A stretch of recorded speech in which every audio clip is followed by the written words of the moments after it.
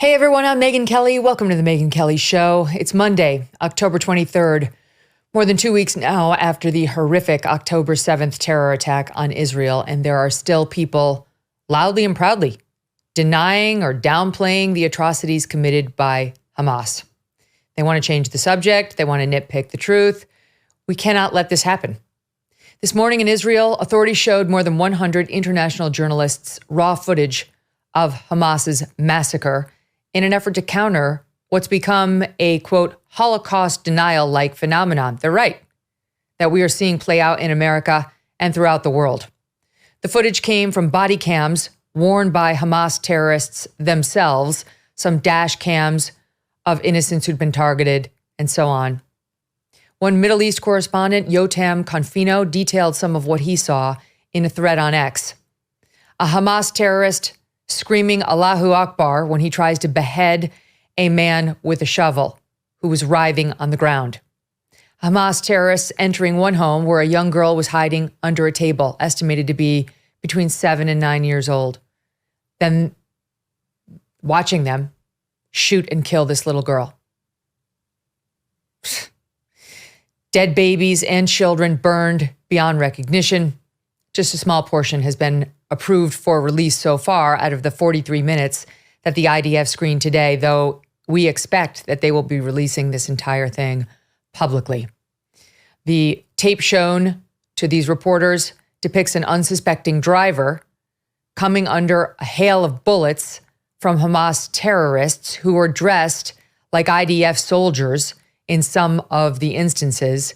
Again, this is just a 1 minute or 40-second clip released by the IDF from what was shown to those reporters earlier. We do want to warn you, the video's graphic.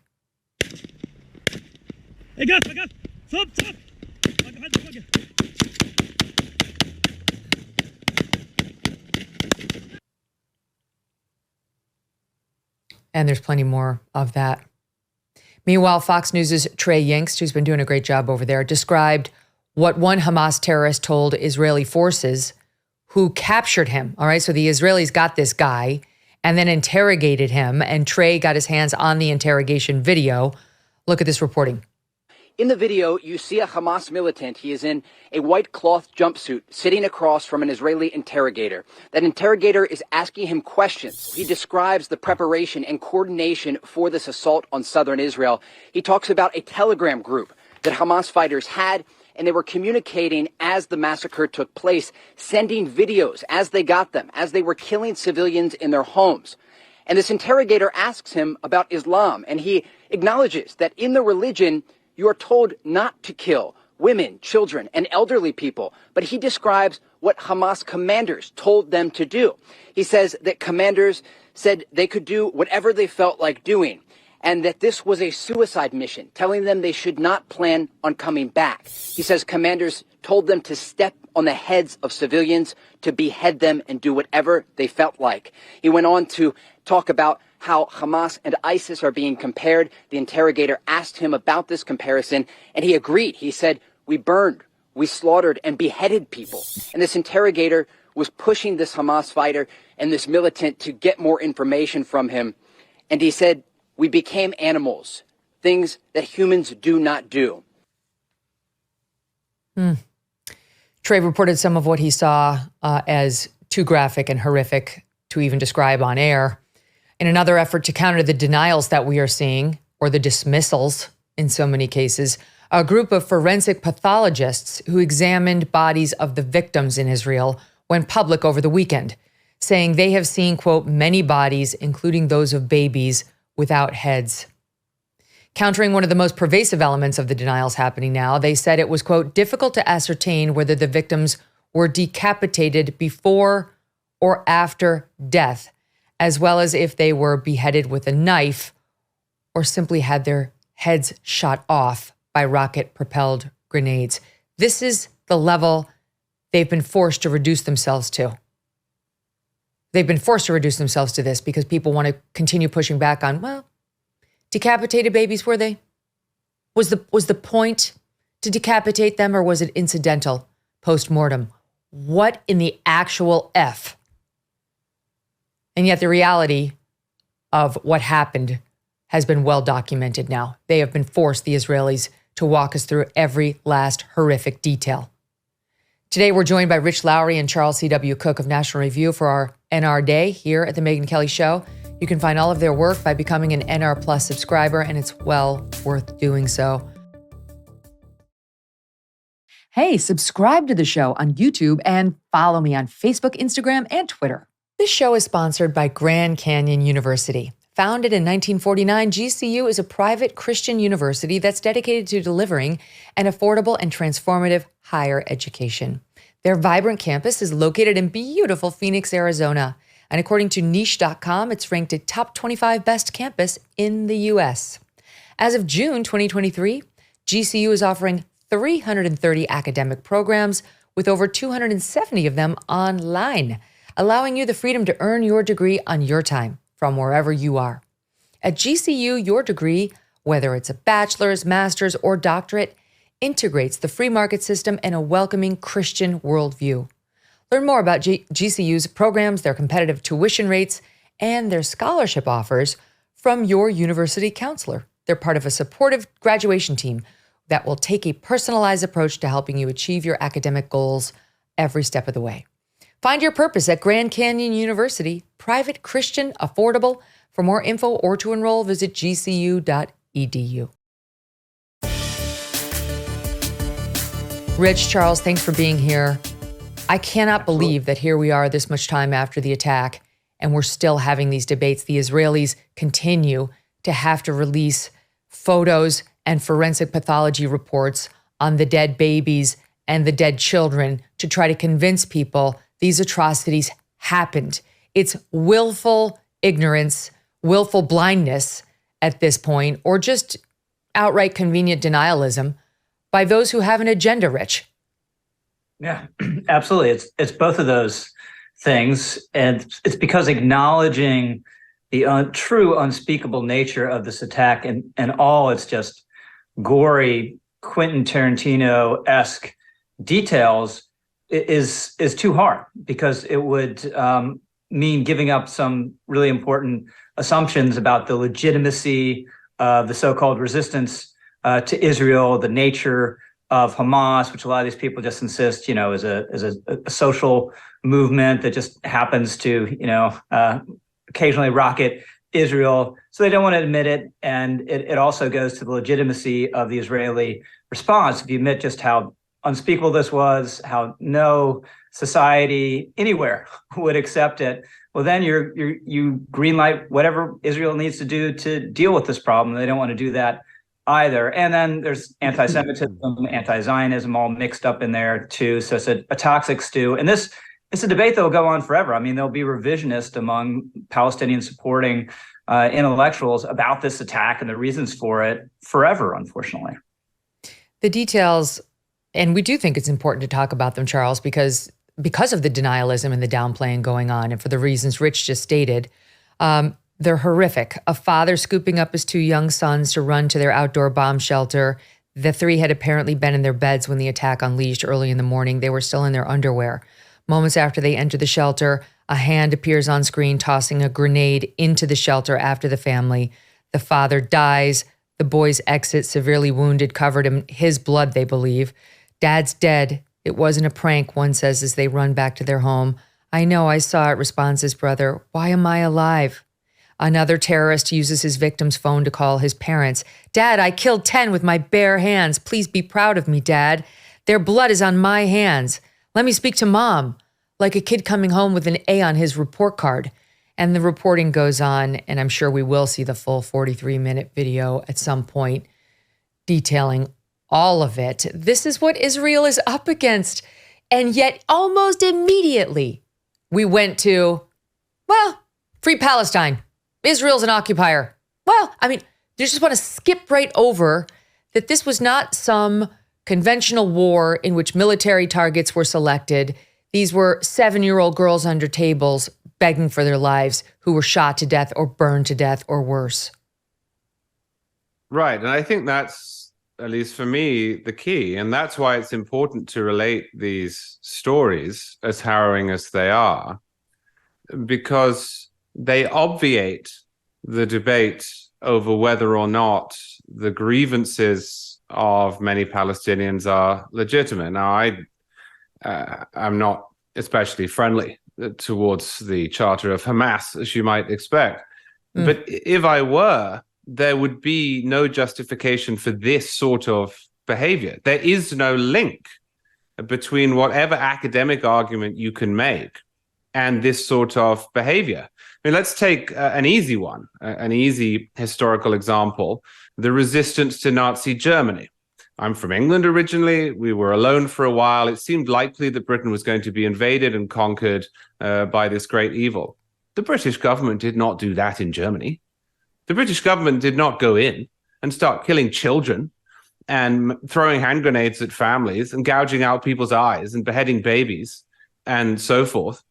So whatever your view of the situation in the Middle East, and again, I'm not accepting the premise because I think Israel has a right to exist and is a civilizational outpost, but whatever your view of that is irrelevant. People walking around in quads in universities with signs saying free Palestine or making abstracted arguments need to reckon with what was done here, which is absolutely divorced from the overarching questions and needs to be condemned as such.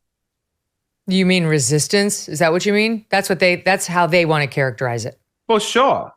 I mean, I just think it needs to be said over and over and over again that the debate over the geopolitical question is totally irrelevant when we are talking about this sort of behavior. I mean, in the United States, where we had a great evil in slavery, Abraham Lincoln rejected the actions of John Brown because he said this is not how we will engage with, and that was a genuine problem. And so I'm so bored of reading academics saying, well, look at this, which happened in 1987, or look at this border dispute. No. It's important that we acknowledge all of these great, barbaric acts because they make it clear the motivations of the people who staged them. There is nothing that can be said that could lead to the acknowledgement or justification or acceptance of what Hamas did. Yeah, so correct. There's resistance and there's resistance, right? Resistance, you can write, come up with pamphlets you spread around. You can write newspaper articles. You can even wage a war of insurgency where your fighters shoot and engage in acts of war against the other side's fighters. Right. This is something totally different. I will say, though, unfortunately, human history is that when you have young men in a situation where all the rules are off and they consider the other side bestial, this is the kind of acts that they engage in. Charlie's absolutely right about the British, not doing it to the Germans. Well, the Russians may not have bayoneted babies, but they raped their way, all the way to Berlin, which is why it's very important to, one, have a society that imposes and communicates civilized norms to the entirety of its population about the certain things you don't do as a human being, and very, very importantly, have rules and guardrails around its soldiers and how they behave themselves. And that's what we have. That's what Israel has. If a U.S. soldier, an Israeli soldier, did anything even remotely not even coming close to what Hamas fighters did here, but just anywhere near it, they'd be in the dock, there'd be a trial, and they'd be in jail for the rest of their life. Instead, that's right. These animals are celebrated by their society. That's right. And Rich, so we go through these details. Here's just a couple more because they're also these Hamas defenders denying that Hamas terrorists would ever rape a woman. I guess the beheaded babies thing. Yeah, okay, yeah. But we wouldn't rape anybody because that's against the Hamas charter. That's against the Quran. There's been so much evidence of it. Here's just one from that forensic report. No, this actually is from the video. In a clip, a woman tries to decide if a partially burned corpse is her family member as the dead woman's head is mutilated. The dead woman's dress is pulled up to her waist and her underpants have been removed. Okay. Then there's the Major General Mickey Edelstein says, we have evidence of rape, but we cannot share it, declining to elaborate. Further, back to the Trey Yingst reporting today on the interrogation of the Hamas leader. The guy says, we were told by commanders to behead Israelis and to cut their feet off that day on October 7th. He said the commanders told us we can do whatever we feel like doing, that this is a suicide mission. We probably shouldn't plan on coming back. He said the commanders told them, step on the heads of the civilians, behead them, do whatever you feel like, and went on, as we said in the intro, to compare favorably to ISIS. He agreed. We are like ISIS. We burned, we slaughtered, we beheaded people. We became like animals. We did things humans do not do. Hopefully the memo will get out to these protesters who continue to deny that Hamas did any of this stuff. Back at home, it seems like, and this guy's reaction is not the most important, but it's representative of what we're seeing from many on these protests. Dave Chappelle gets up to do a comedy routine in Boston, though he's denying he was in Boston, but it was well advertised, and there are many people who walked out of his performance. So I don't know what he's doing saying he wasn't there, but that's what's happened. He shows up in Boston to do a comedy set, and here's the piece I'm trying to zero in on. In a perfunctory manner, he says, I don't agree with what Hamas did on October 7th, but, and then tears into Israel. Blames it all on Israel, goes after Israel. How dare they cut off electricity and water and food to Gaza? They're engaging in an occupation. I can go through the details of what he said. And, well, actually, I might as well because I have it right in front of me. That he said what Israel's doing, they're war crimes. Let's see, two wrongs don't make a right, he said. Two wrongs don't make a right as Israel fights back against its dead children and its raped women and so on. Somebody in the audience yelled out, "Shut the F up." And Dave Chappelle yelled back at him, "How dare you tell me to shut up at my own show?" And it was a Jewish guy. And apparently this guy and several other Jewish Americans got up and walked out disgusted, saying, and this term gets overused, but here you can understand it because the Dave Chappelle crowd started chanting, according to these witnesses, "Go Palestine, go Hamas." And they said, "I've never felt so unsafe and fearful of what I was witnessing." Here you can understand that word. But the point I'm trying to get to, Rich, is I condemn it. It was wrong. October 7th, it was bad. However, Israel. Yeah. So you can't condemn October 7th in the spirit of a caveat. And we don't know exactly what was said at the show, although we have these accounts you read from. But that sounds as though that was the spirit. Oh, I don't like your methods. Yeah, you shouldn't have done that. But, and it's that but there, this obviously a huge moral problem. And look, you can disagree with Israel's methods of waging this military retaliation or however they're going to do it, but they are not attempting to commit war crimes. Everything says we know from the past they target legitimate military targets that happen to be placed among the civilian population to create civilian deaths in order to set in motion this whole machinery. We saw it with the hospital lie last week where, wow, Israel's gone too far and Israel has to stop. And we all knew this reaction would come. But what's amazing, it started really in some serious force prior to a ground invasion, right? The tanks haven't even rolled if they are going to roll. And we already have people saying Israel has gone too far. So one, there's no comparison to bombing a legitimate target in a heavily populated area that you prefer not be heavily populated and going and chopping off the heads of babies. There's no comparison. Humanity doesn't breeze by something like that. Yes, but you don't but the mass murder of innocent children that is targeted.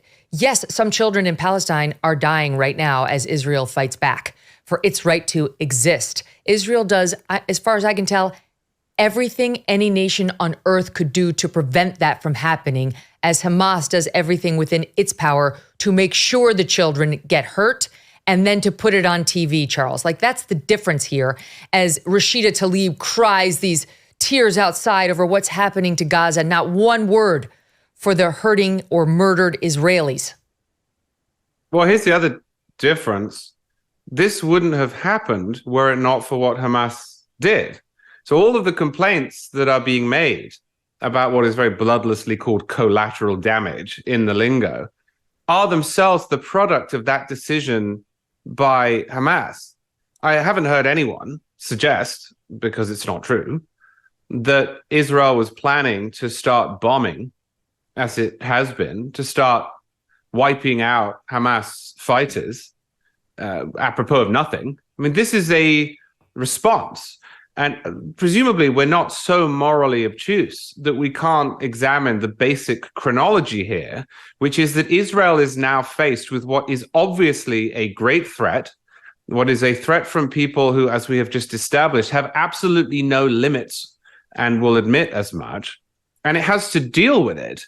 If Hamas had not done what it did, there would be no response. There'd be no secondary behavior. So when people stand up and say, well, Israel needs to be careful, or Israeli genocide, or look at Israeli policy, well, that Israeli policy, which, as you point out, is far more careful and deliberate than was Hamas, is the direct response to barbarism. It is not barbarism itself. And this is actually a problem that quite a lot of people who comment on our politics really struggle with.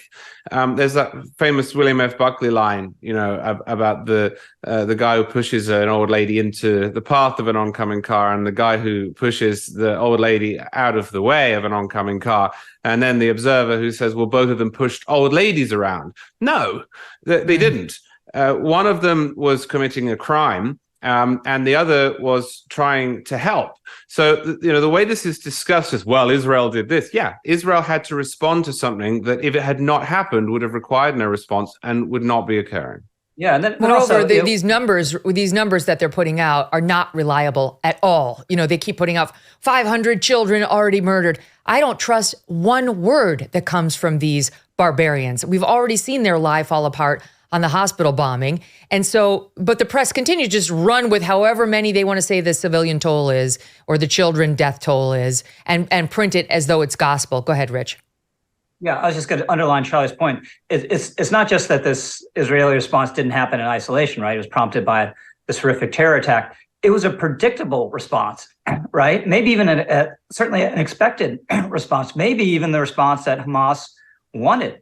Right. It may be that having Israel come after them hammer and tongs just for the rest of the Arab world and the Palestinians in the West Bank shows what tough fighters they are. So it's not as though they did this terrorist attack and then thought nothing would happen. This is they knew this was going to happen and maybe wanted it to happen. And one of the mistakes Israel made in the run up to October 7th was not, governing Gaza with too strong a hand. Right. They pulled out back in 2005, 2006. And one of the mistakes they made was, in effect, sort of trusting Hamas to maybe have been domesticated a little bit, to, they shoot some random rockets, but really they want to focus on their own affairs and Gaza. And Israel believed that story, which is one reason they were taken so surprised on that by surprise on that hideous morning.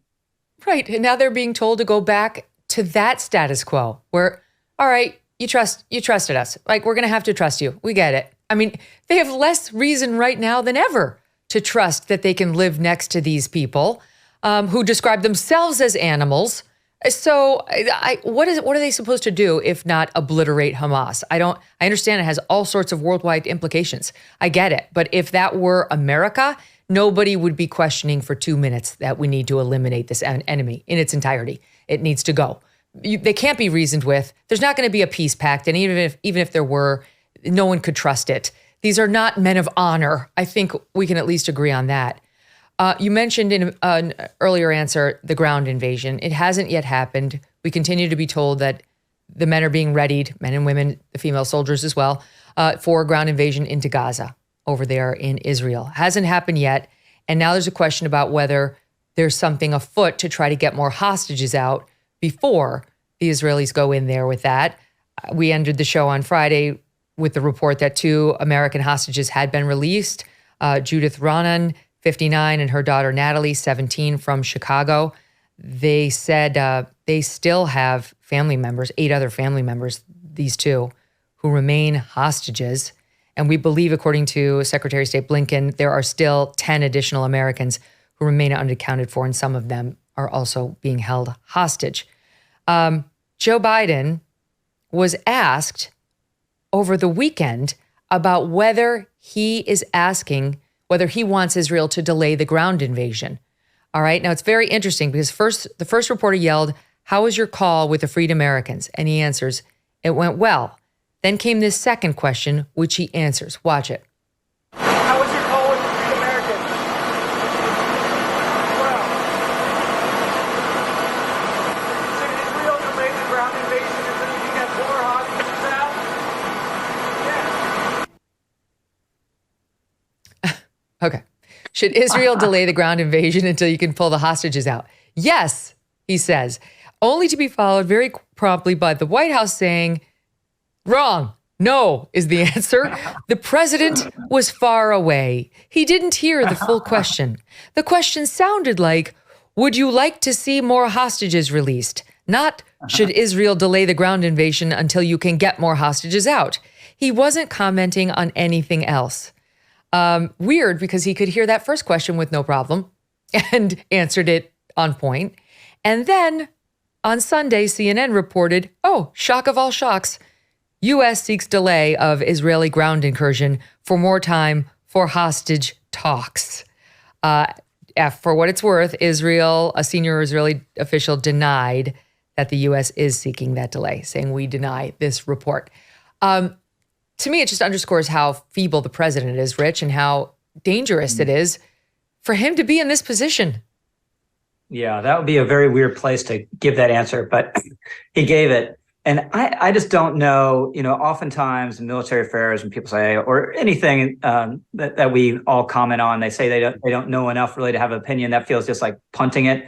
But this is one where I legitimately, it's really hard to know without knowing the inside information that the real decision makers are dealing with. Is there a real chance to get out these hostages at some acceptable price that wouldn't ultimately stay Israel's hand and they can go in afterwards? Well, then maybe you do that. Is Israel waiting just because the U.S. is pressuring them, or are they genuinely concerned about a potential second front in the north and trying to deal with that and deter Iran and get the assurance that they're not going to send all these guys into what will be a long and bloody operation, leaving that second front exposed? I don't know. So I think this is one of these things that's really hard, unless you're a plugged-in military expert, to have really well-formed opinions on. But bottom line is, Israel should do all it can to destroy Hamas, and we should be giving as much leeway to do so. But decisions that are going into the day-to-day, the inputs that are going into the day-to-day decision, whether and when, it's really just hard to know what to make of that as an outsider, I think. My problem here, Charles, is that there's just so many examples of his struggles, Joe Biden's struggles. And, talk about the 3 a.m. phone call. This is like the 3 a.m. World War III beginning, potentially. What's that? Can we do that phone call at 4 p.m. instead? Yeah, right. Matlock's on at 3. And then call a lid. Yeah, they call a lid. Not for nothing, but he was at the beach this weekend. They say he's working very hard from the beach. But it's just the optics of it are not so great for our commander in chief. And just this as a separate point, but it flows into the same point, Charles. He got up and told this story over the weekend. Did you hear about this? About his uncle Frank, allegedly getting awarded the Purple Heart in World War II. He's told this story before, and it's a lovely story. It appears to be totally made up. Here's the story, and then we'll talk about it. Sat 4. And by the way, I told you about my uncle who won the Purple Heart, the Battle of Bulge, my father's younger brother. My father came to me after I was a senator, and he said, his brother's name was Frank. And he said, Uncle Frank never got his Purple Heart. I think you could find out about that. I was a senator, so I found out, and sure enough, he did. So I got a Purple Heart for him. I invited him over to the house with the family to give it to him. He said, I don't want the damn thing. And I said, why? He said, the others died. I didn't. I don't want it. And an awful lot of brave people died as well there. Oh my God. Cue the active listening, oohs and ahs and sympathetic noises. Too bad, because it was made up from what we can tell. He told this story before. Last time was December 22. In that retelling, he said it happened after he'd been elected vice president, not senator. There he said he was just a senator. Forbes did a fact check on it at the time, concluding there does not appear to be any record of Biden giving his uncle this honor. He hasn't mentioned the story in the past. There have been no news articles written about it. And Frank Biden's name does not appear on a list of recipients held by the National Purple Heart Hall of Honor, though that list is incomplete. Then you guys at National Review at the time took a look at it and concluded this definitely could not have happened as he just claimed when he was vice president. His uncle passed away in 99. His dad passed away in 2002, all years before he became vice president in 2009. So he was not giving Uncle Frank the Purple Heart or talking about it with his dad when he was vice president. So now he changes it back to senator. And you pointed out Purple Hearts can be given posthumously to the recipient's next of kin, but factcheck.org could not find any evidence that Frank Biden received a Purple Heart, either while he was alive or after he died. Name is not on either of the two major databases of honorees, and we could keep going. It kind of is important to have somebody in there who is of sound mind right now, Charles, and daily we get evidence that he might not be that man. Well, it's partly that he's not of sound mind. I think there's a lot of evidence to support that. It's also that this is always who Joe Biden has been. The man is a narcissist. His worldview requires not just himself, but everyone in his family and in his orbit, anyone with whom he identifies, to be the hero of every story. We are supposed to believe that going back through the annals of history, Bidens were always the people who stood up and said what was right or had a pithy one-liner that summed up the situation. His dad apparently was big into gay rights in Scranton, Pennsylvania in the early 1950s, as we know is statistically likely. He is this guy. When he ran for the Senate in the 70s, he was this guy. He was forced to drop out of his first presidential run because he was this guy, because he took to shouting at potential voters about how he was top of his class, which he wasn't, and he was smarter than everyone else in his law firm, which he wasn't. He was in the last go around in 2000 shouting at factory workers about how he could take them physically if he wanted to, which he can't. This is who he is. And if you combine this long-standing braggadocio and belief in himself that is not matched by the facts, let's say, with the fact that he's 81, 82, and that he doesn't seem to be fully in command, then you have what we're seeing now, which is an older person telling strangers stories that were first made up when they were younger men. He's the worst of both worlds. But I don't think we should overestimate the extent to which this personality trait is derived from his age. It is exacerbated from his age, but this has always been who Joe Biden is. Mm-hmm. And now he's got the nuclear codes and is advising our closest Middle East ally on how to avoid World War III. All right, we'll put a pin in it right there. I'll take a quick break and come back with more with Rich and Charles. There's plenty more to get to today. The news, it's like drinking out of a fire hose right now. Health insurance is broken. Premiums are increasing, deductibles are getting larger, and claims denials are becoming more common. The headache of health insurance is exactly why Crowd Health was created. It's not health insurance. It's a way to pay for health care through crowdfunding. Crowd Health is doing things differently and takes care of you. If the insurance companies do not give you the peace of mind you need, you can try Crowd Health. That's why your $50 a month membership includes the tools and services you need to get the highest quality healthcare. You will get access to telemed visits, to discounted prescriptions, and so much more. Plus, you'll have access to your own personal care advocate. And of course, you will join the crowd, a group of members just like you who want to help pay for each other's unexpected medical events. You could opt out of restrictive health insurance plans and let Crowd Health assist you with your healthcare needs. Get started today for just $50 a month. Or when you sign up, use code MK, to try it. Crowd Health is not insurance. You can learn more about it at joincrowdhealth.com. That's joincrowdhealth.com, code MK.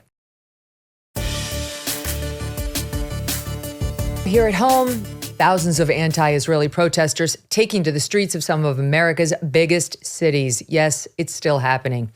In Bay Ridge, Brooklyn, a massive protest broke out. This is one of New York's largest Middle Eastern communities.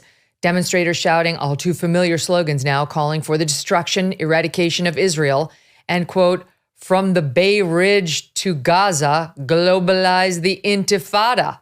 From Bay Ridge to Gaza. From Bay Ridge to Gaza. Globalize the Intifada. Globalize the Intifada. No justice. No peace. What do we want? Justice.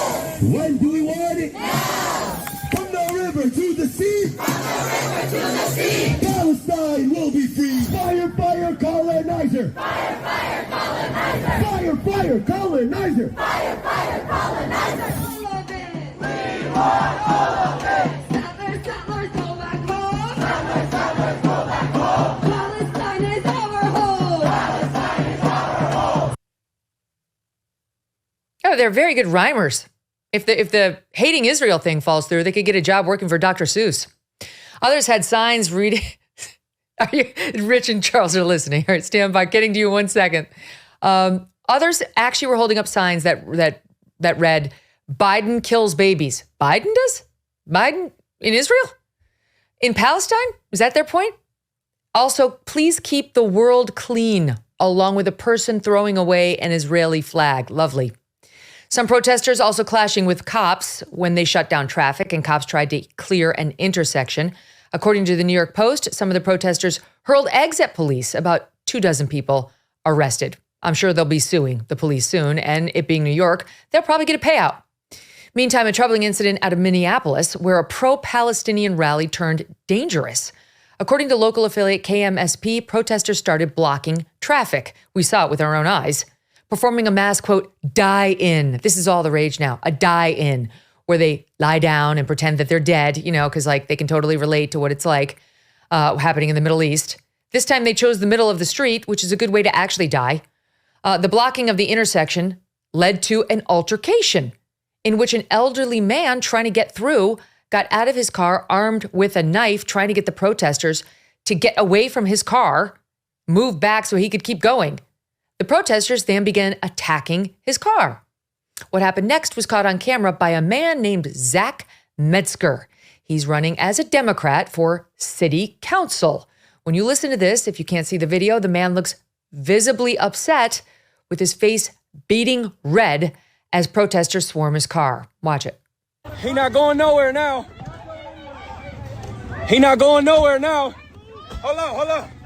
Hold up. Hold up. He not going nowhere now. He not going nowhere now. Let's go. No worry, got it.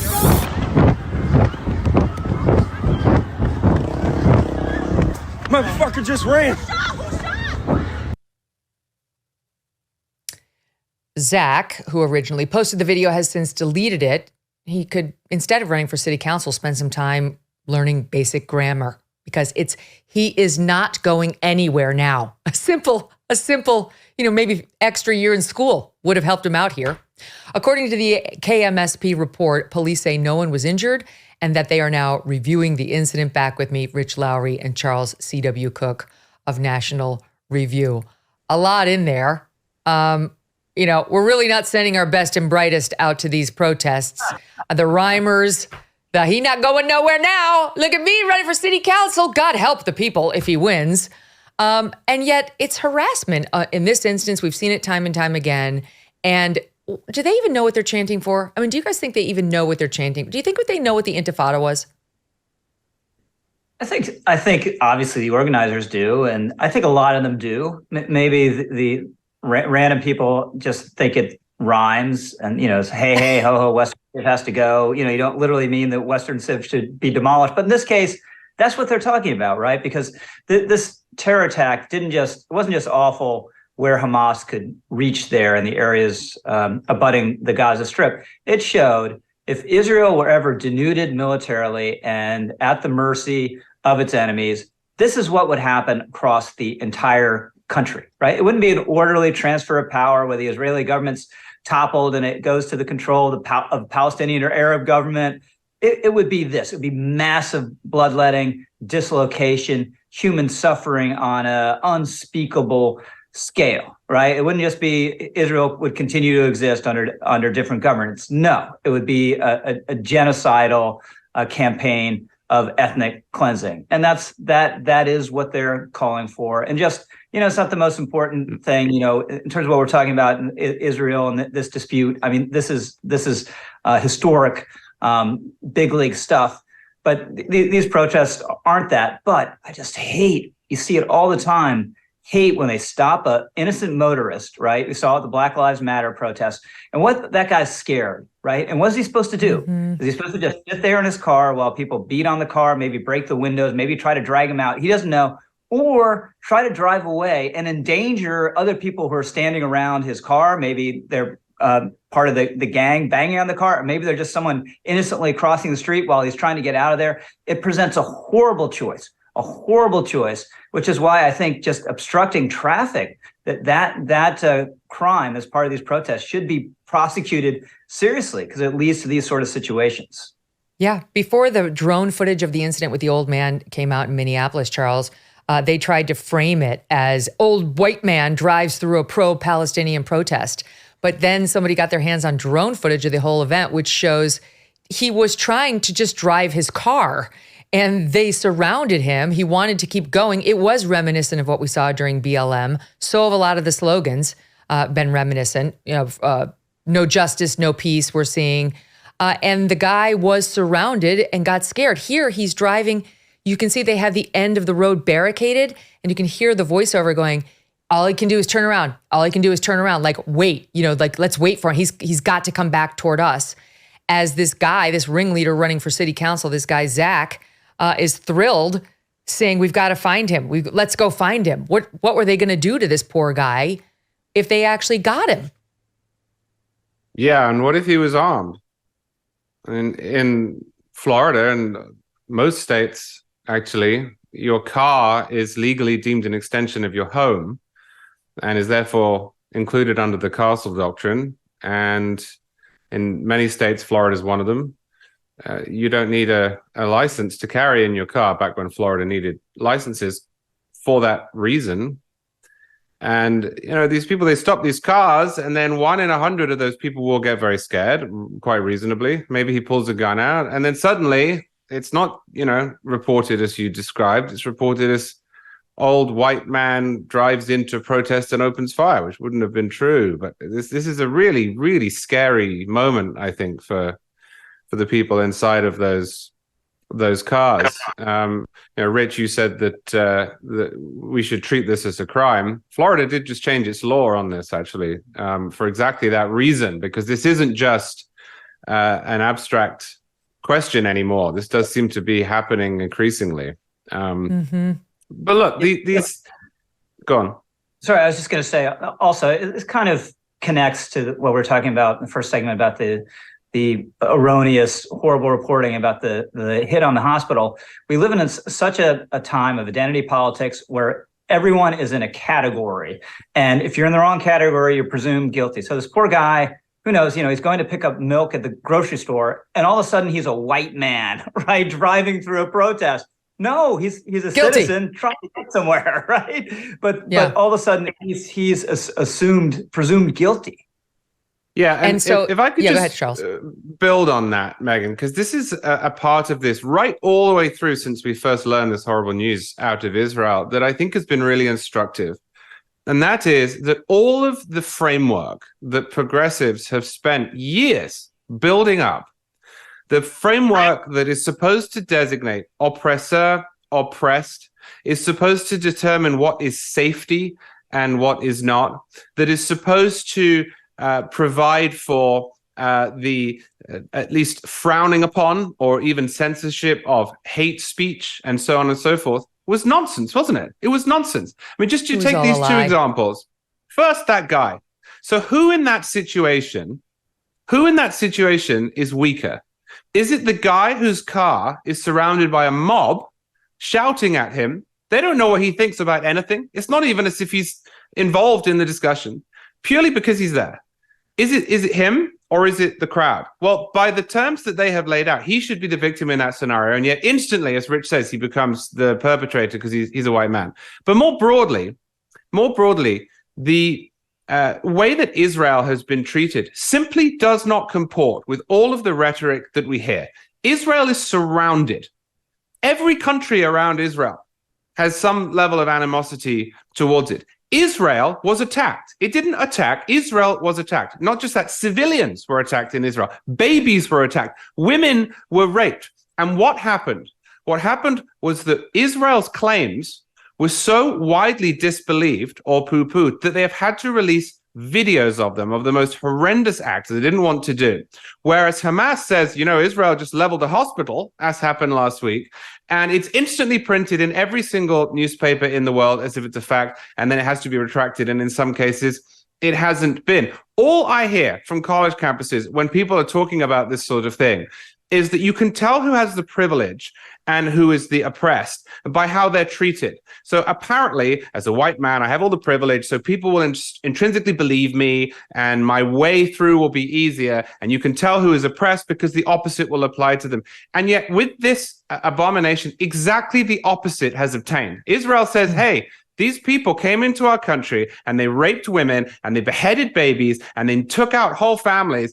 And the institutional press in the United States and elsewhere said, we don't really believe you until we see some videos. Meanwhile, the people who did that, who have a track record of doing it, the people who did that say, oh yeah, Israel has just killed 950 million of our people in 12 minutes with a sock. And it's at the top of the BBC website the next day. And I just think it is time for Americans who feel cowed by these people, who feel cowed by their terms and their threats, to say that the emperor has no clothes, because what we have seen here is the perfect refutation of all of that garbage for the last 10 years that no longer deserves to be taken seriously if it ever did. Yeah, so well said, as usual. It's one long exercise in, well, how short was her skirt? She was asking for it. I mean, it's just like a massive example of that. Like, shouldn't have dressed that way. And then you wouldn't have gotten raped. Take some responsibility. It's really your fault. On the subject of these whiny college students who see everything through an identity prism, which is part of the problem and part of what's being exposed in the reaction here. I don't know if you guys saw this New Yorker piece, but it does a deep dive on the students who signed this Harvard letter that was supported by, I've read 30, 31, and 35 different groups. So I don't know what the actual number. Over 30 is fair. And they find the Palestinian American students behind it and profile some of them. A couple who decide, of course, they won't offer their real names. She decides to go by Yasmin for the piece. Yasmin and her friend who asked to be called Nadia. Okay, and then a third one who decides to go by Yara. They decide to give an interview, all Palestinian American graduate students, to The New Yorker. The piece is entitled The Anguished Fallout. Anguished. From a pro-Palestinian letter at Harvard. Now, don't forget, this pro-Palestinian letter said Israel is to blame entirely for what just happened to it. Your skirt was too short. You had on too much makeup. You get raped when you do that, Israel, period. Same people, right, who would be outraged at that slander of rape victims have completely jumped on board when it comes to Israel. And they detail how the letter came together. Together, immediately, this group began composing a draft letter. The highlighted lines, they added statistics, they left comments. They debated how much historical detail to provide about the Palestinian people and the conditions in the Gaza Strip. It has to be punchy, they agreed. And then they go on to say, okay, one undergraduate who had been doxxed, she had been doxxed because her name had been outed. Don't sign letters if you don't want us to know your feelings, okay? Said her parents were new immigrants to America during the 9/11 attacks before she was born. Quote, we're seeing echoes of what they talked about that I never understood, because now it is me that's being targeted. It is my brown Muslim face up there on that truck riding around trying to out the students who signed this letter, in response to which my note reads, and I quote, boo fucking who? It was my brown face. Your brown hand signed the letter. No one cares what your skin color is. It's your stupid ass words that condemned the terror victims as the children were still being murdered. That's what we have an issue with. Rich, you can't make it up. Yeah. I mean, what whiny, entitled cowards. I mean, they're incapable of moral reasoning because they're not capable of seeing people in certain categories as fully people, right? So Israel is defined, as Charlie was eloquently stating earlier, as the colonizers. So just by definition, they can't be victims. Nothing wrong can ever be done to them. They are guilty of all the world's ills. And they signed on the stupid letter, which was meant to be a public statement, which engendered public debate. And now they're complaining about it. And then they said, Charlie, in this interview, they're lamenting that not more students come forward with them, saying if people would just band together, it would take the power out because you can't fire 700 Harvard students. It would be a scandal. That's a privilege we have. Well, I mean, they said the quiet part out loud, as the kids say. But I think what this shows more than anything is that the ultimate aim of this sort of person is actually to engage with the world without ever hearing anything back. That's why all these student groups for years have been trying to get so-called hate speech banned, which they get to define, because then no one is allowed to say you're wrong or explain to them where they disagree. And this is just a perfect example of it. I mean, if you sign an open letter and it has precepts to which you've added your name, you are then open to criticism. That's how free speech works. To then push back against the idea that anyone might disagree with you demonstrates that you expect to exist in the United States without critique. And it's just not an option. It's amazing. They detail that there are anti-Semitic posts in some other chat group, on-side chat, that some Israeli students showed the New Yorker, including one that reads, "Let them cook," with 25 thumbs up. Let them cook. And these people their response is, they can't fire us all. That's a privilege we have as Harvard students. More when we come back. Don't go away. Now, I've been telling you about EnviroCleanse, right? The home air purifier, so powerful, the U.S. Navy chose it to purify the air on their ships. Now, EnviroCleanse is extending its sale for our viewers. And the timing of this 30% off sale could not be better. It's officially cold and flu season and COVID season, all the seasons. EnviroCleanse says it captures and destroys flu and COVID viruses in your home, plus bacteria, toxins, mold, and allergens, the bad stuff floating around in your home. It can be a way to fight back against the entire family getting sick. In fact, EnviroCleanse is the only home air purifier that promises you and your family better health. Don't miss this 30% off sale. Order your EnviroCleanse home air purifier while supplies last. Visit ekpure.com and use code Megyn30. ekpure.com, use code Megyn30 at ekpure.com, code Megyn30. One of the most unsettling parts of the story out of the Middle East has been the global reaction to this terrorist attack and to the victims and what they suffered. We've seen it on college campuses and in cities across our own country. It's one thing to watch terrorists do terror. It's another thing to watch Americans cheering for it. Just a few examples. A UC Santa Barbara professor named Lisa Hajar posted a triumphant image of a bulldozer with a Palestinian flag busting through a fence. Lisa has since protected her tweets. How brave, Lisa. Profiles encourage. There you are. In Brooklyn, New York, 2 people were spotted tearing down posters of the hostages. Listen to what happened when they started being filmed. Here. Stay here. All right, I think that's good. Have a good day. Stay here. Fuck you, and burn in hell. Stay here. Stay here. No, don't worry. We're going this way, so tell the police to find us up here. Charming. They're proud of what they're doing, pulling down pictures of missing babies. According to the Stop Anti-Semitism Twitter account, which you absolutely should be following if you're not, the woman in orange keeps calling the Jewish man filming them a dog in Arabic. That's what that word was. And then tells him to burn in hell. I'm sure she means it. That woman has since been identified as Sarah Dahoud. Sarah. Great to meet you. So glad we have a name now to go with the face. The outlet dug up an old bio for her from 2017. Apparently, she calls herself queer, gender fluid. She goes by all pronouns, and she is the child of Muslim refugees. Over in Boston, a woman was filmed at an upscale shopping center removing posters of Israeli children who have been taken hostage. She has been identified as a doctor named Zina al-Hadib, and she has now been fired. Enjoy retirement, Zina. Good luck, because there isn't a Jewish person on earth who would want to be in your care. Never mind the rest of us. It's important to remember exactly what these people are tearing down, okay? Think about it. Images like this. A baby boy who is 9 months old. He, his 4-year-old brother, and their terrified mother are all believed to have been taken hostage. The mom's cousin sobbing in an interview with CBS News saying she can only hope the 3 of them are together, that she tries not to think about the worst. Or little Raz, about 4 years old. Look at this video. A precious, sweet child. Oh my God, look at this girl.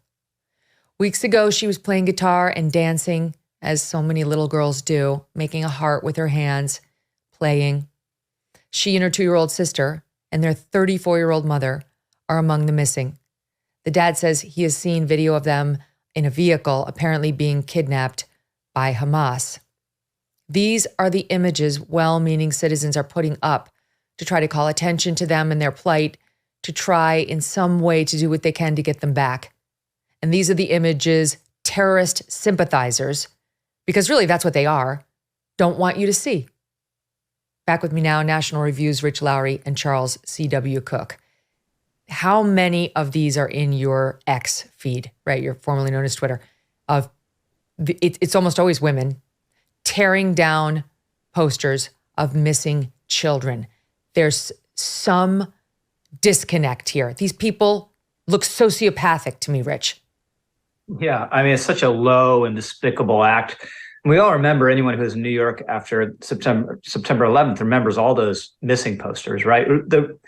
We all knew at a certain level they were death notices, but to touch them, to in any way disrespect them, would have been such a malicious act. And the same thing is true here. And it goes to what we've been talking about really the entirety of the show. There is this segment of opinion that doesn't recognize the legitimacy of Israel, that is tainted at the very least with anti-Semitism. And if you don't have enough respect for a missing baby, to just leave that poster alone, if you don't like it, look away, right? Walk faster, whatever you have to do, but to tear it down, it's a small thing in the scheme of things, but really a despicable act. And the way, that professor's bulldoze image, we've seen the same thing with paragliders. They have taken an image of an unspeakable act of evil and made it a symbol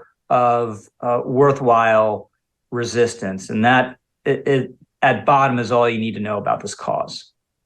I look at these people, Charles, and I think I would never want anything to do with them. I'm thrilled the doctor lost her job. I am on my feet applauding it. You sympathize with the people who've done to these children what we've been discussing for this past hour plus. I have no use for you. I'm thrilled you've been exposed. What do you think? Well, I think the key is what you said, which is this is sympathizing with the people who committed these atrocities, because there's no way of attenuating this one. There are certain people who don't know anything. They don't know anything about the world. They don't know anything about the Middle East. They probably don't know where Israel is or anything about its history. And they get sucked into this radical chic idea that they're on the side of the oppressed against the oppressors. And they've maybe put up a sign that says Free Palestine or whatever. No, I think that's silly and I disagree with it. But at least they could marshal in their defense the argument that they were advancing an abstraction. But what we're talking about here, there is no such excuse for. And the people who are taking down those posters are endorsing what Hamas did. This is an endorsement of tactics. This is an endorsement of action. It's not taking sides in the dispute. It's not filtering the Israel-Palestine conflict through some pre-existing ideological framework. It's saying that these images of the victims do not deserve to be memorialized. The people who put up images of paragliders are saying that means of spreading terror and death is worth an endorsement. People who endorse the knocking down of fences are saying Israel does not have the right to defend its border. And this is a whole new level. And I think that's where the line is. We hear a lot in our debates over so-called cancel culture, of which I'm a big critic, that at some point, everyone agrees that a given person needs to be cancelled. Well, yeah, I think that's true. There are certain circumstances in which, so one is if what you are doing for your job is directly related to the thing that you have said that is that makes it hard for you to do your job. And the other is if you are so far away from any debate or intellectual exercise and actually into the endorsement of evil. And I think that a whole bunch of the cases that we've seen, one of which you mentioned, fit the bill. If you are a doctor and you are saying that you think it is a good thing that Hamas murdered children and raped women and beheaded babies and so forth, then that is in direct contradiction to your Hippocratic oath, which is first do no harm. This isn't an ideological exercise. This isn't the university or a media institution saying this idea we came up with yesterday is now sacrosanct. That actually makes it very, very difficult for you to have patients and customers.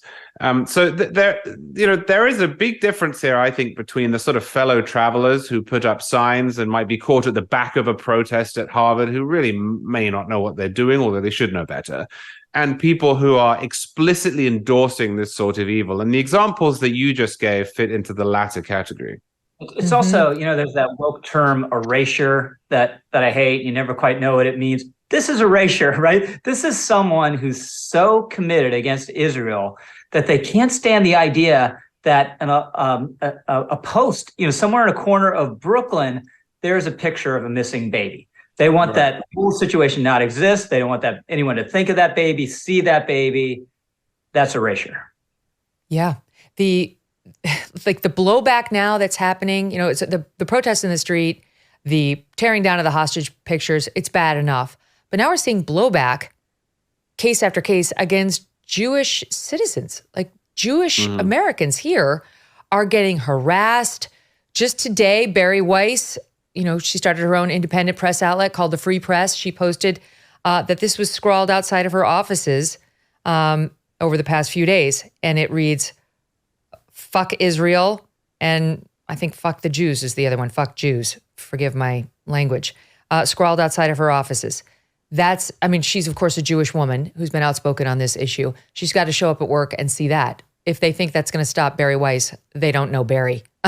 Okay? It's going to have the opposite effect of the one that's been intended. And then you have this example.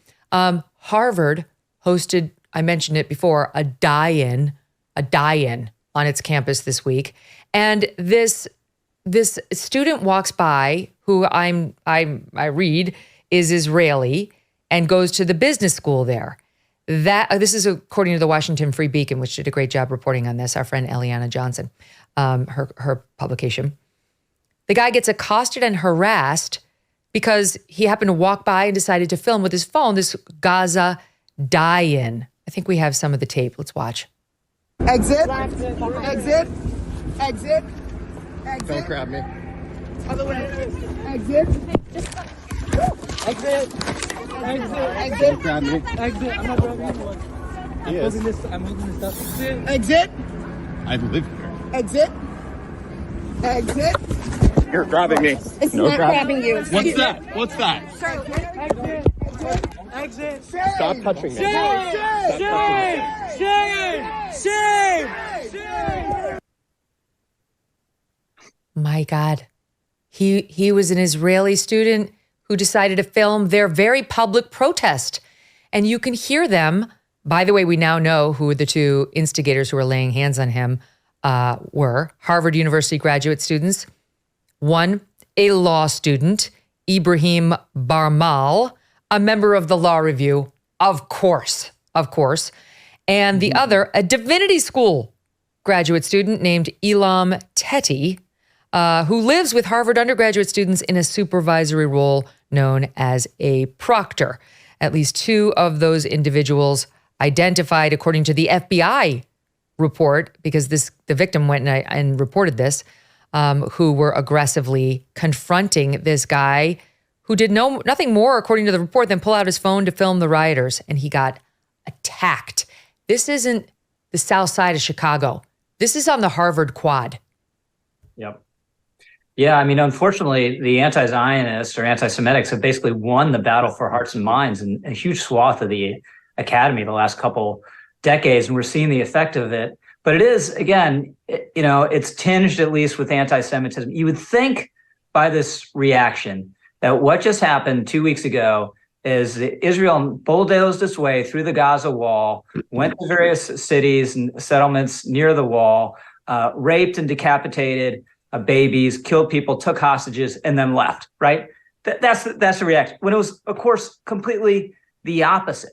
So it's Jews are victimized and they're still blamed, right? It doesn't matter, and just in medieval terms, if you told a lot of these people, oh, the Jews are poisoning the wells to kill Christians, they'd believe it, right? They're the kind of people who would believe it. This is the kind of sentiment that played into that. And unfortunately, a lot of mainstream outlets would report it initially, right?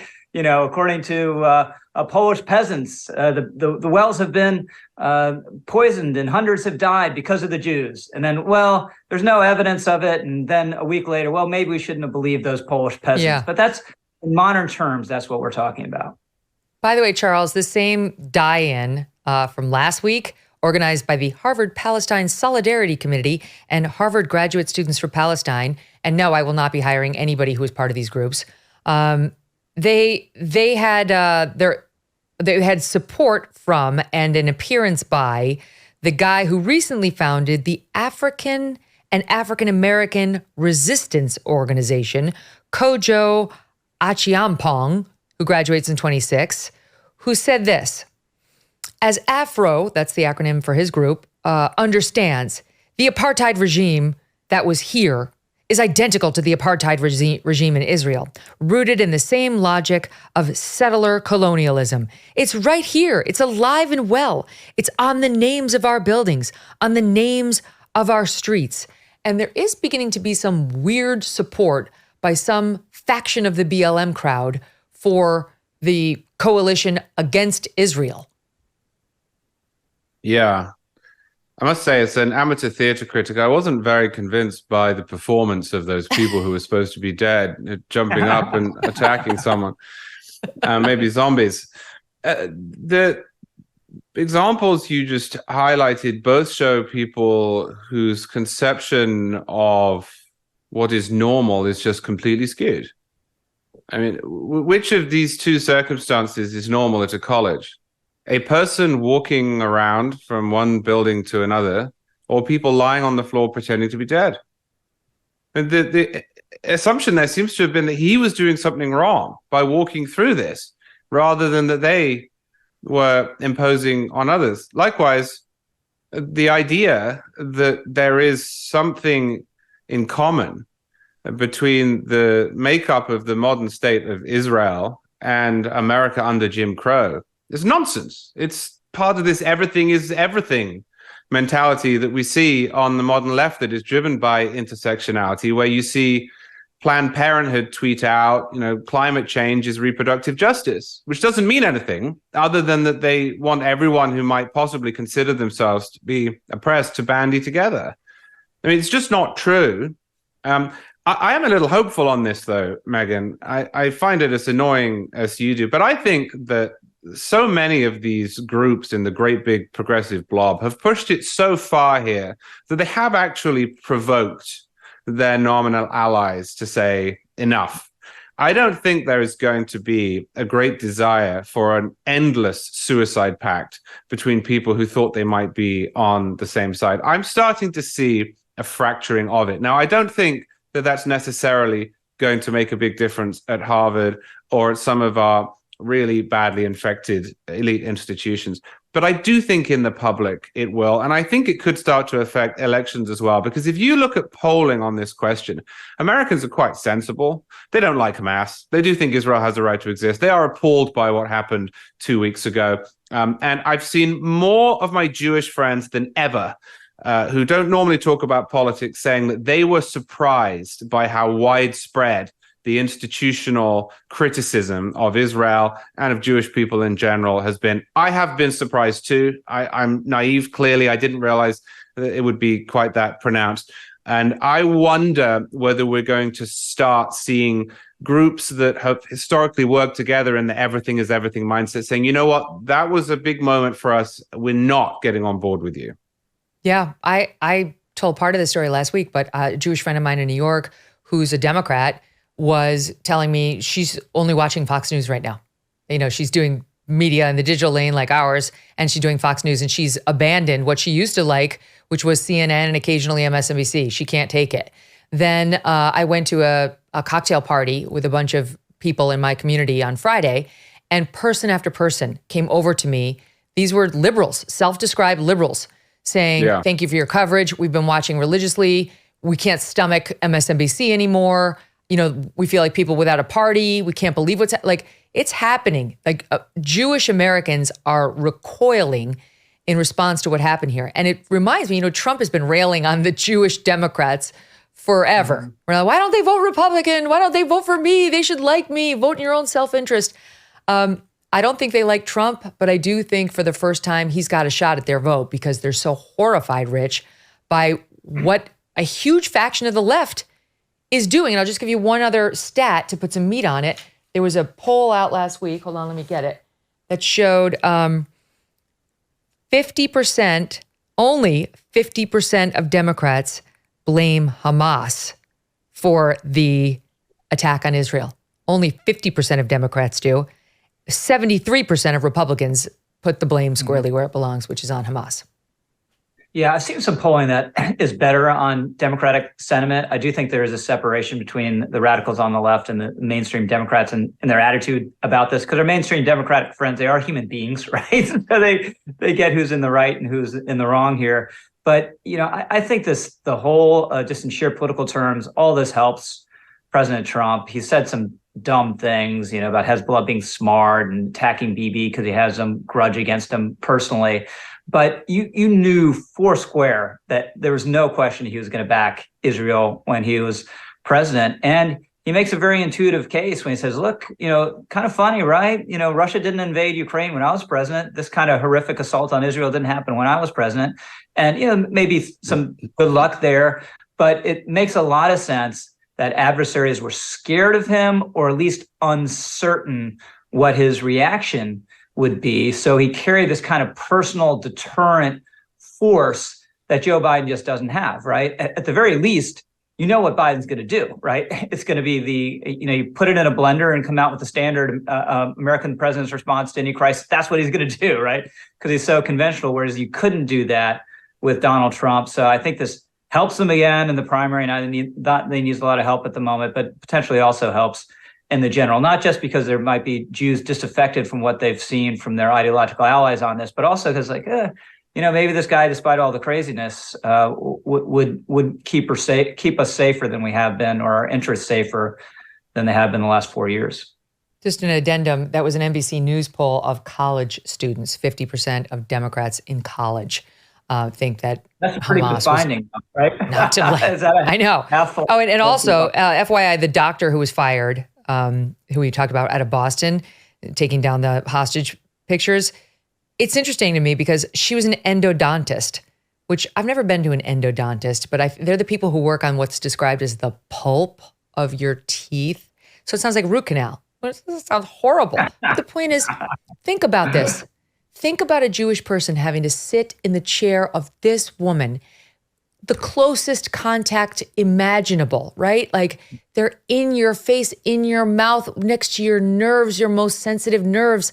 Who would want a person who clearly hates Jews touching them and in care of their pain and wellness at that level? She had to be fired. That's why it's so important what this X account, Stop Anti-Semitism, is doing, because they get a screen grab of the person, they post it, and then they say, help us identify the person. And then the person is identified, and where appropriate, the person gets fired.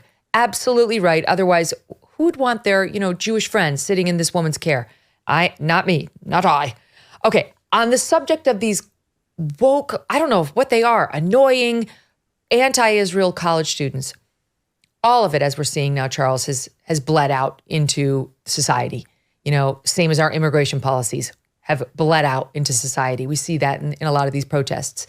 And that leads me to the State Department, which is no exception to the "it is blood out" rule.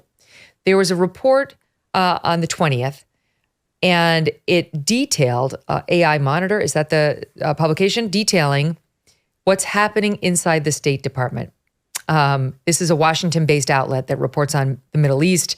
It's been referenced in the past by the Journal, the Times, the Economist. It's a legit outlet. If anything, it leans left. And they report that Secretary Blinken is holding listening sessions with Muslim, Arab Americans, and separately Jewish staffers. You want to say students here, but no, it's staffers, amid growing internal frustration over the State Department's handling of the war. Meetings came after a State Department official resigned in protest this week over continued U.S. support for an Israeli bombing campaign. On Friday afternoon, Blinken met with a small group of State Department staffers who are members of two Arab American and Muslim employee organizations. A source familiar with one of the meetings called it an opportunity for Blinken to hear directly from the workforce since his trip to the region. It came as HuffPo reports that U.S. diplomats are drafting a dissent cable over the Biden administration's approach to the conflict.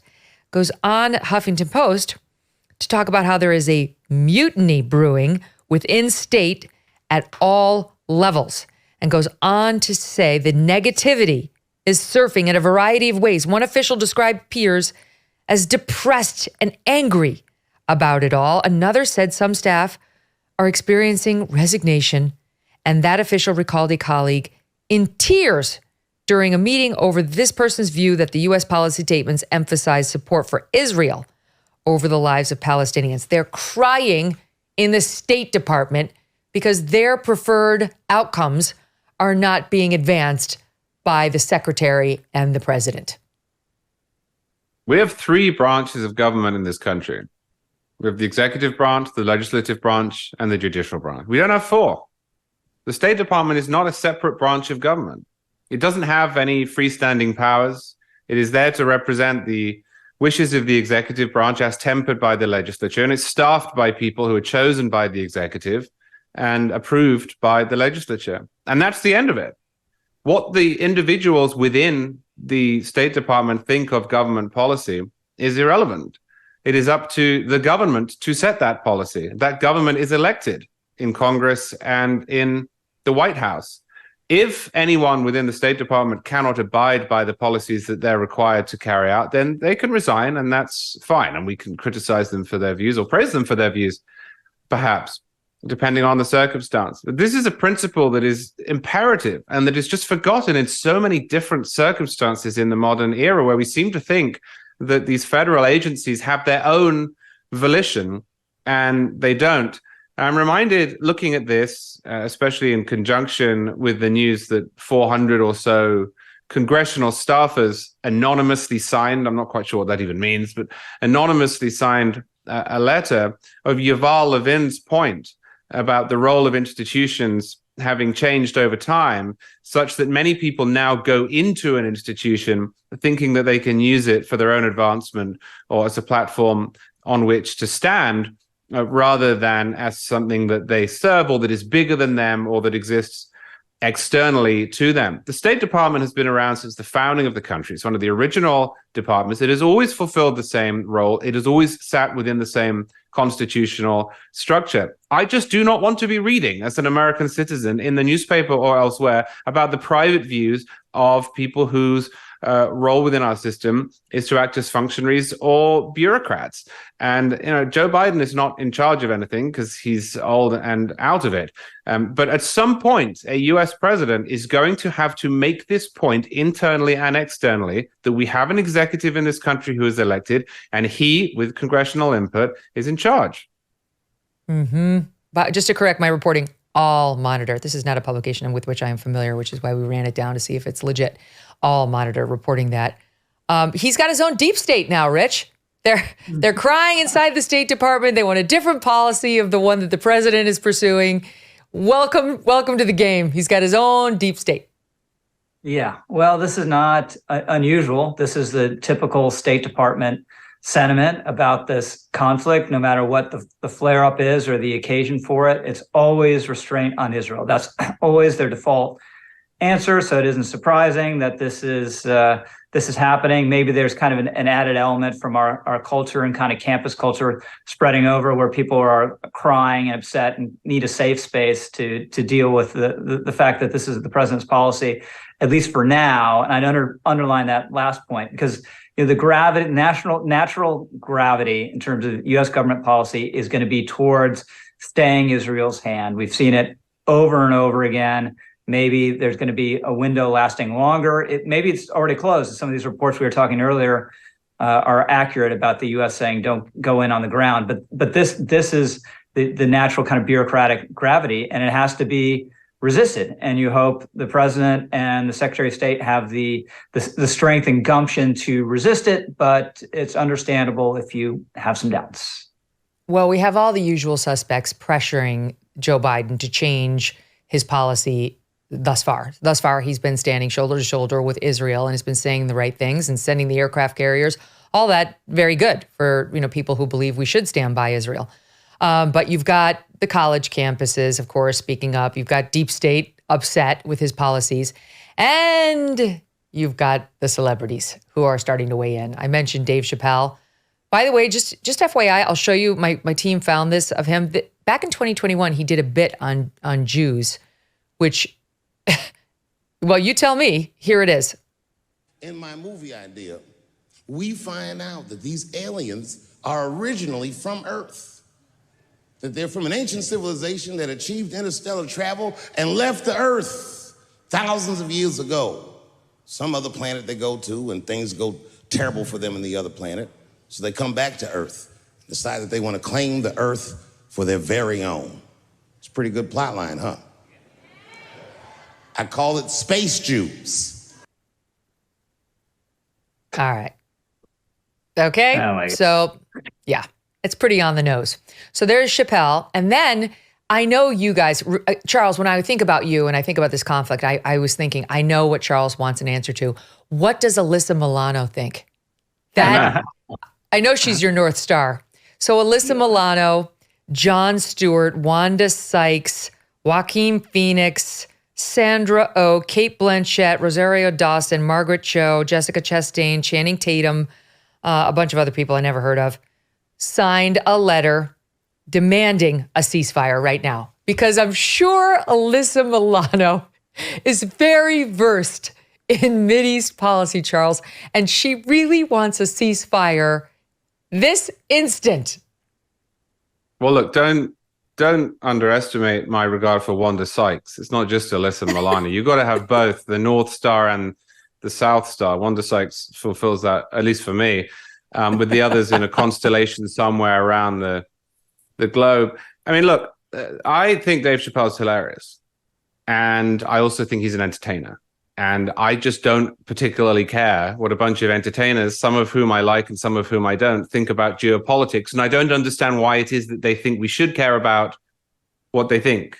And I feel the same with sports and anyone else, really, who just wanders into this. There is no particular moral weight attached to being a comedian or an actress or a musician. And that doesn't matter whether you're a bad musician or if you're Paul McCartney. You just don't have any special role to play within this debate. And yet the sanctimony and the self-regard in the letter you refer to, which I read because of my great love for Alyssa Milano, was astonishing. It's astonishing. And it's very strange to me that this is a thing that we do in our culture. We say, well, did you hear what Alyssa Milano said about the situation in Israel?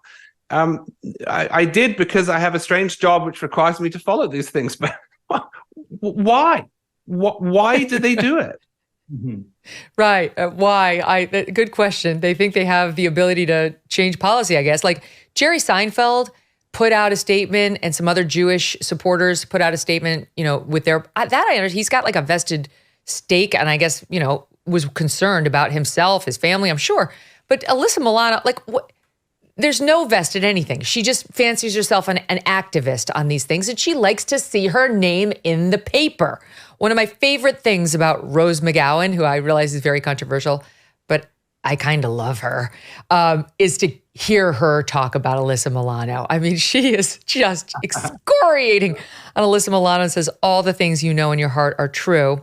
But she sounds an awful lot like an elected representative we know as Ilhan Omar, Rich, who went out this past weekend, was it? It was on Friday, to offer the following statements to President Biden. She's on board with the criers at the State Department, with Alyssa Milano, and of course, Rashida Tlaib. Listen to SOT 5.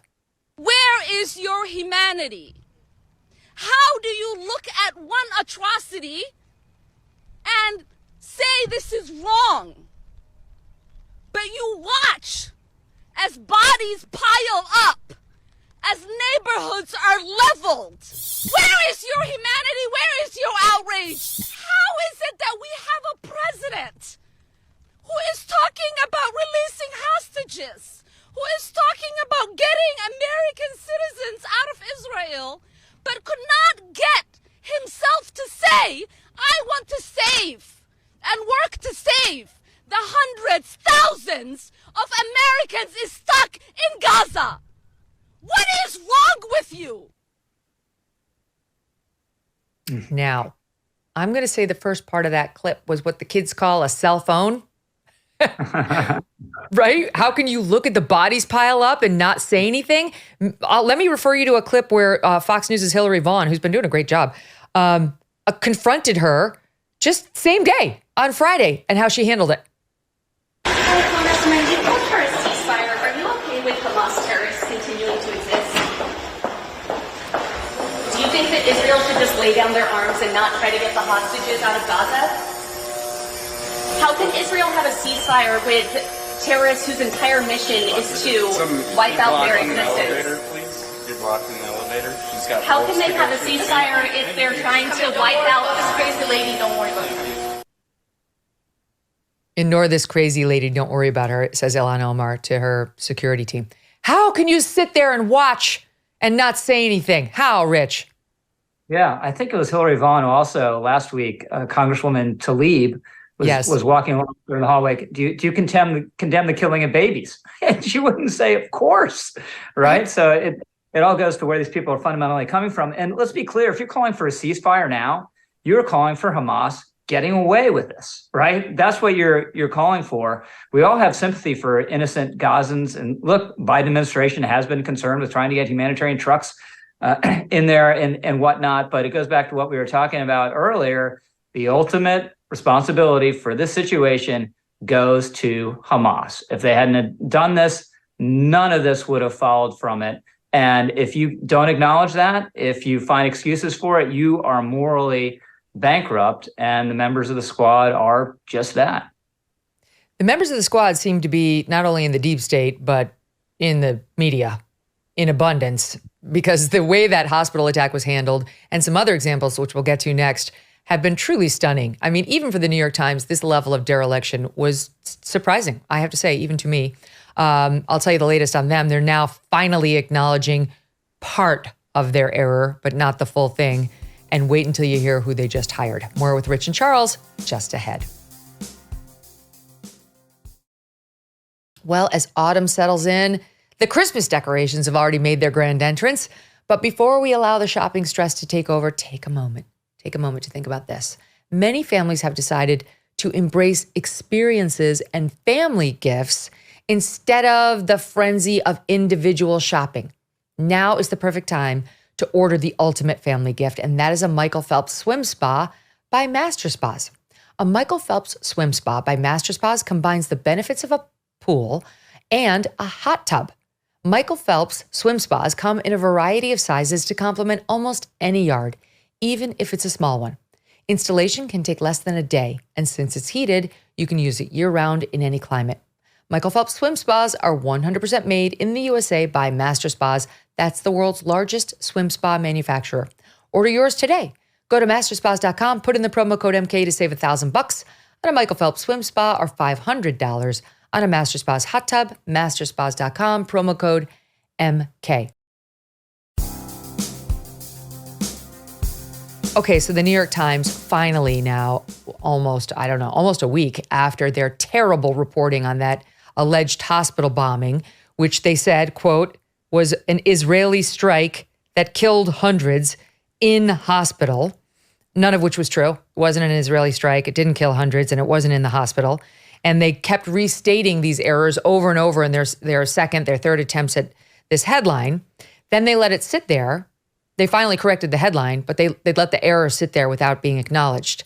And as you guys know, in journalism, it's not enough to just correct it. You have to say, the earlier reporting was wrong. Here's how we were wrong. We regret the error. That's how you call attention to your mistakes, which everyone makes. And it's sadly a reality of our business. But this one's a huge one. It was a huge one that helped lead to riots in the streets and a swell of anti-Israel sentiment. Now they have an editor's note saying our initial accounts attributed the claim of Israeli responsibility to Palestinian officials and noted that the Israeli military said it was investigating the blast. That's their own cover for themselves. However, the early versions of the coverage and the prominence it received in a headline, news alert, and social media channels relied too heavily on claims by Hamas and did not make clear that those claims could not immediately be verified. Indeed, what they said was the Palestinians were saying this, Rich, the Palestinian Health Authority, without making clear that was a Hamas-tied organization full of propaganda. And then they go on to say the report left readers with an incorrect impression about what was known and how credible the account was. And they go on to say, you know, we corrected the headline within 2 hours. They did not, however, correct the fact that they're still reporting hundreds dead. We don't know that. That's still coming from Hamas.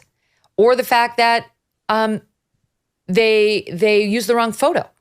In showing the devastation, they pulled a different photo of mass devastation, this one right here, which was not of the hospital or the parking lot, also not acknowledged in their attempt to correct the record. Yeah, so this is, you know, in journalism, we all get it wrong occasionally, but this was a completely avoidable era. Everyone I follow on Twitter who's followed this dispute over the years immediately said, don't believe this. Do not believe this, that this was an Israeli strike. Very often there are rockets that go astray. Just wait, you know, let's wait and see. And very quickly you realize that that's very likely what happened. You know, had people tracing rockets coming in and doing the maps and whatnot. They figured out very quickly it was a stray Palestinian rocket. And the New York Times, it moved in real time, right? The headline slowly got less certain. But if you're splashing that, as you just showed, across your front page with an image from a different bombing, and yeah, you know, you have the Palestinian Health Authority says, but the strong presumption throughout the story is it's true. That's the only reason you'd play it so big, right? Because you find this credible. So this was real horrible malpractice. And I give them credit for, you know, in the editor's note, at least they say we were too credulous about claims from Hamas, right?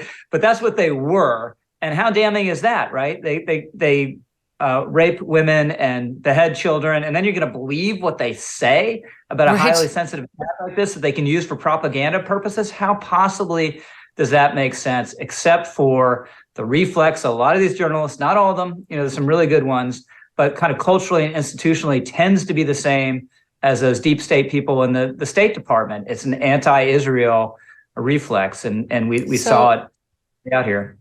Well, maybe they're turning over a new leaf at the Times with this editor's note, Charles. Maybe they've seen the light on their anti-Israel bent, and they're going to change their reporting now that they've been massively humiliated. Or maybe not, because there's a report out today via the New York Post that the New York Times just hired a new reporter to cover this conflict between Israel and Hamas. His name is Solomon Hijji, Hijjy. And the problem with Solomon is back in 2018 and 2012, he decided to go on social media and post his thoughts about Israel. And let's just say they weren't exactly mild, okay? Here he is in 2012. Quote, "How great you are, Hitler." Okay. It's a problem. You know, I guess he wrote it in Arabic, so we weren't supposed to notice. How great you are. Then there was more praise for Hitler in 2018. And when this pro-Israel media watchdog group noticed that the Times had hired him to report on this conflict, they called them up to say, what are you doing? Because we already called this guy to your attention and you told us back in 2022, I think it was, or I don't know, not long ago. Yeah, 2022, that you were looking into his disturbing posts. Now you've rehired him and you aren't making any apologies whatsoever for what he's done. In fact, the New York Times response to the post was they defended their decision to hire him. We reviewed his problematic social media posts and took a variety of actions to ensure he understood our concerns and could adhere to our standards if he wished to do freelance work for us in the future. So we're against Mr. Hidji praising and aligning with Hitler. If you could keep that in mind on your coverage, would really appreciate it.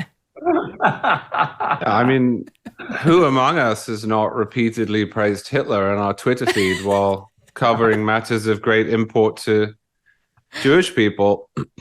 I think the New York Times, as did many in the press, frankly wanted it to be true that Israel had hit that hospital. And that's not because the people who work in those institutions wanted people to die.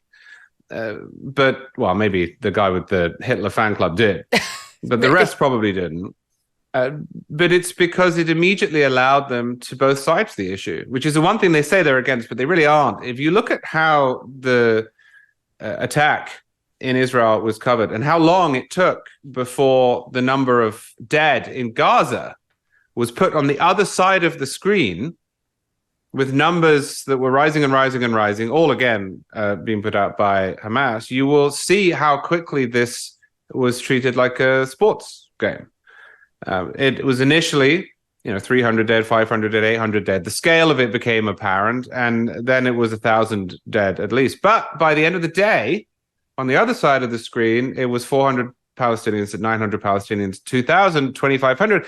And that's now how it's been reported across the press. The New York Times does it every day. USA Today had a particularly grotesque front page with a visualized dead. On one side, Israeli dead, on the other side, Palestinian dead, with many more on the Palestinian side, and text beneath it that made it seem as if this was just a sort of spat among lovers. And I don't think the people in the Times wanted death, but I do think that this was sort of made the whole thing easier because it took away the pressure. It made it seem more remote, made it seem more difficult to discern, made it easier for people like Michelle Goldberg to write that we can't know anything anyway. What could we possibly know about what's going on? There's just no way of discerning, so we may as well throw up our hands.